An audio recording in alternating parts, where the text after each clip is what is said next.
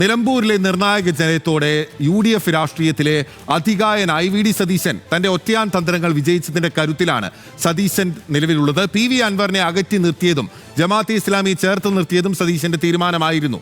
എന്നാൽ തീരുമാനങ്ങൾ ഒറ്റയ്ക്ക് എടുത്തതല്ലെന്നും 2026 UDF സർവാധിപത്യം നേടുമെന്നും VD സതീശൻ പ്രതികരിച്ചു.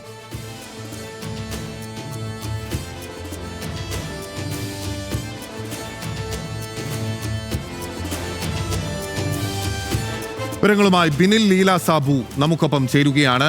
ബിനിൽ, വളരെ ആധികാരികമായിട്ടുള്ള ഒരു വിജയമാണ് ഇപ്പോൾ UDFനെ സംബന്ധിച്ച് ഉണ്ടായിട്ടുള്ളത്.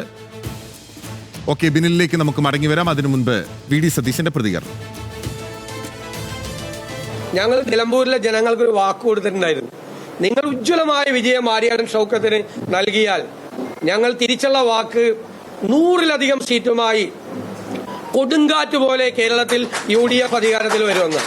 ആ വാക്ക് പാലിക്കാൻ UDF നേതൃത്വം പ്രതിജ്ഞാബദ്ധമാണ്. ഞങ്ങൾ അതിനുവേണ്ടി കഠിനാധ്വാനം ചെയ്യും. ഓക്കെ, ഇനി ബിനിൽ ലീല സാബുവിലേക്ക് നമുക്ക് പോകാം. ബിനിൽ, വളരെ ആധികാരികമായിട്ടുള്ള ഒരു വിജയമാണ്.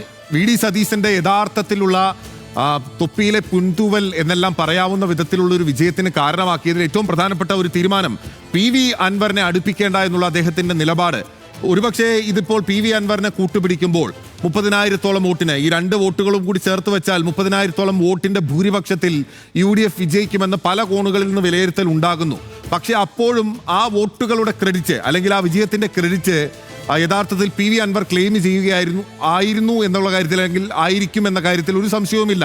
അപ്പോൾ ആ ക്ലെയിം ഒഴിവാക്കാനായി എന്നതിനോടൊപ്പം തന്നെ ഭൂരിപക്ഷം കുറഞ്ഞെങ്കിലും 11,000-ലധികം വോട്ടുകളുടെ ഭൂരിപക്ഷത്തിൽ ജയിപ്പിക്കാനായി. ആ അർത്ഥത്തിൽ ഒന്നാമത്തെ പോയിന്റിൽ തന്നെ സതീശൻ വിജയിച്ചിരിക്കുന്നു. ബിനിൽ, അങ്ങനെ തന്നെയാണ്. നമുക്ക് എടുത്തു പറയേണ്ടത് VD സതീശന്റെ നേതൃത്വം അത് തന്നെയാണ്. അദ്ദേഹത്തിന്റെ നേതൃത്വത്തിലാണ് ഈ തെരഞ്ഞെടുപ്പ്, പ്രത്യേകിച്ച് പാലക്കാട് നമ്മൾ കണ്ടു.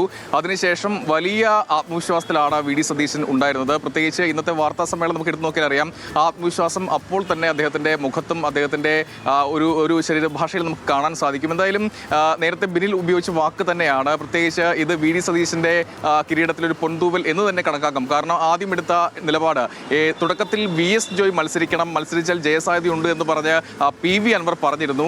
അപ്പോൾ പോലും ഒരു UDFനെ അല്ലെങ്കിൽ കോൺഗ്രസിനെ സമ്മർദ്ദത്തിലാക്കുകയാണ് PV അൻവർ ചെയ്തത്. ആ ഘട്ടത്തിൽ എല്ലാ നേതാക്കളും, പ്രത്യേകിച്ച് UDFന്റെ ലീഗ് അടക്കമുള്ള, കുഞ്ഞാലിക്കുട്ടി അടക്കമുള്ള ആളുകൾ അൻവറിനെ മുന്നണിയിലേക്ക് എത്തിക്കാനുള്ള ചർച്ചകൾ നടത്തി. അപ്പോഴും നിലപാട് സ്വീകരിച്ചത് VD സതീശനാണ്.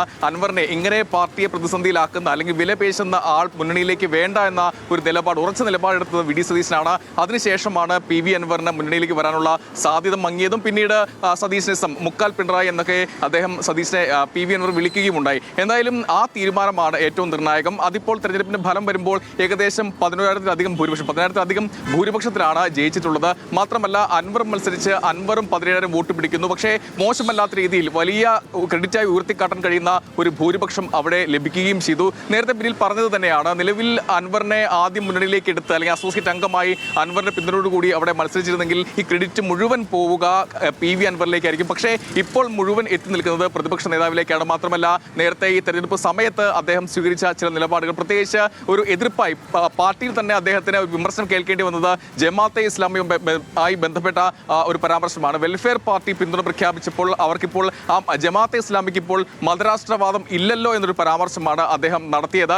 അത് വലിയ വിമർശനത്തിന് ഇടയാക്കി. മാത്രമല്ല, അത് പ്രത്യേകിച്ച് LDF അവരുടെ രാഷ്ട്രീയ ആയുധമാക്കുകയും തെരഞ്ഞെടുപ്പ് ആകെ ആ ജമാഅത്തെ ഇസ്ലാമി ബന്ധം പറയുകയും ചെയ്തതാണ്. അതൊരു തിരിച്ചടിയാകുമോ എന്നൊരു ഭയമുണ്ടായിരുന്നു. പ്രത്യേകിച്ച് സമസ്ത അടക്കമുള്ള ആളുകളുടെ പിന്തുണയൊക്കെ UDFന് വേണം. ആ ഘട്ടത്തിൽ ജമാഅത്തെ ഇസ്ലാമിയുടെ പിന്തുണ സ്വീകരിക്കുന്നത് ആ ഒരു പ്രതിപക്ഷത്തിന്റെ വാക്ക് ഏതെങ്കിലും തരത്തിൽ തിരിച്ചടിയാകുമോ എന്നൊരു ഭയം പലർക്കും ഉണ്ടായിരുന്നു. പക്ഷേ ആ സമയത്ത് പോലും VD സതീശൻ അതിൽ ഉറച്ചു നിന്നു. പിന്നീട് നടത്തിയ അഭിമുഖങ്ങളിലൊക്കെ ആ നിലപാട് അദ്ദേഹം ആവർത്തിക്കുകയും ചെയ്തു. എന്തായാലും ആ ഒരു നിലപാടാണ് എന്തായാലും ഉയർത്തിക്കാട്ടുന്നത്.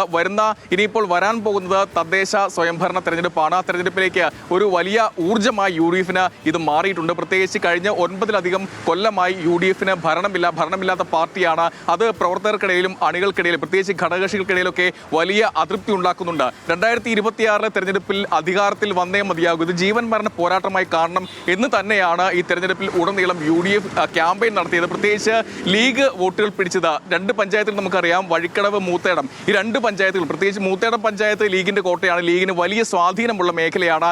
ഇവിടെയൊക്കെ വോട്ട് കുറഞ്ഞാൽ അല്ലെങ്കിൽ സ്വരാജിന് ജയസാധ്യത ഒരു പരാജയം വന്നു കഴിഞ്ഞാൽ അടുത്ത നിയമസഭാ തെരഞ്ഞെടുപ്പിൽ മുന്നോട്ട് പോകാൻ കഴിയില്ല, വീണ്ടും പ്രതിപക്ഷത്ത് ഇരിക്കേണ്ടി വരും എന്ന ഒരു പ്രചാരണം അല്ലെങ്കിൽ പ്രവർത്തകർക്കിടയിലേക്ക് അത്തരം ഒരു ഊർജ്ജം പകർന്നുകൊണ്ടാണ് മുന്നോട്ട് പോയത്. എന്തായാലും നേരത്തെ ബിന്നിൽ പറഞ്ഞത് തന്നെയാണ്, VD സതീശൻ ഒരു നായകനായി തിളങ്ങി നിൽക്കുകയാണ്. വരുന്ന തെരഞ്ഞെടുപ്പുകളിലും ഇതേ രീതിയിൽ മുന്നോട്ട് പോയാൽ, അദ്ദേഹത്തിന്റെ നേതൃപാടവത്തിൽ മുന്നോട്ട് പോയാൽ നിസ്സാരമായി ജയിച്ചു കയറാൻ കഴിയുമെന്ന് തന്നെയാണ് ഇപ്പോൾ പ്രവർത്തകർക്കിടയിൽ ഒരു ഊർജ്ജമായി ഈ ജയത്തെ എന്തായാലും നോക്കിക്കാണുന്നത്. എന്തായാലും ഇതൊരു സെമി ഫൈനൽ എന്നാണ് തെരഞ്ഞെടുപ്പിന് മുമ്പ് തന്നെ കോൺഗ്രസും പ്രത്യേകിച്ച് UDF പറഞ്ഞത്. ആ സെമി ഫൈനലിൽ ജയിച്ചു കയറിയിരിക്കുന്നു, ഇനി ഫൈനലാണ്, അത് അടുത്ത നിയമസഭാ തെരഞ്ഞെടുപ്പാണ്, അതിലും ജയിക്കാൻ കഴിയുമെന്ന പൂർണ്ണ വിശ്വാസത്തിലാണ് UDF ക്യാമ്പ് എന്തായാലും ഇപ്പോഴുള്ളത്.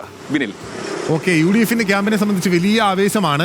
VD സതീശൻ ഈ ബൈറ്റെല്ലാം നൽകുന്നതിന് മുൻപേ അദ്ദേഹം നൽകിയിരുന്ന അദ്ദേഹത്തിന്റെ ഫേസ്ബുക്ക് പോസ്റ്റിൽ അദ്ദേഹം ഇട്ടിരുന്നത് ആദ്യം 2011 മഹേന്ദ്ര സിംഗ് ധോണി ഇന്ത്യക്ക് വേണ്ടി ലോകകപ്പ് ഉയർത്തിപ്പിടിക്കുന്ന ഫോട്ടോയാണ്. അതിനുശേഷം ലയണൽ മെസ്സി ലോകകപ്പ് 2022 ആ ലോകകപ്പ് ഉയർത്തുന്ന ആ ഫോട്ടോയാണ്. അതിനുശേഷം UDF 2026 അധികാരത്തിൽ വരും എന്നുള്ള അവരുടെ ചിരകാല സ്വപ്നം, 10 വർഷമായി അധികാരത്തിൽ നിന്ന് മാറ്റി നിർത്തപ്പെട്ട UDF തിരിച്ചു കൊണ്ടുവരാനാകും എന്നുള്ള സ്വപ്നമാണ് എന്തായാലും VD സതീശൻ പങ്കുവച്ചിരിക്കുന്നത്. അതിൽ VD സതീശൻ അവിതർക്കിതമായ ഒരു സ്ഥാനം UDF നേടിയിരിക്കുന്നു എന്നുള്ളതാണ് ഏറ്റവും പ്രധാനപ്പെട്ട കാര്യം. ബിനിൽ ലീല സാബുവാണ് വിവരങ്ങളുമായി നമുക്കൊപ്പം ചേർന്നത്.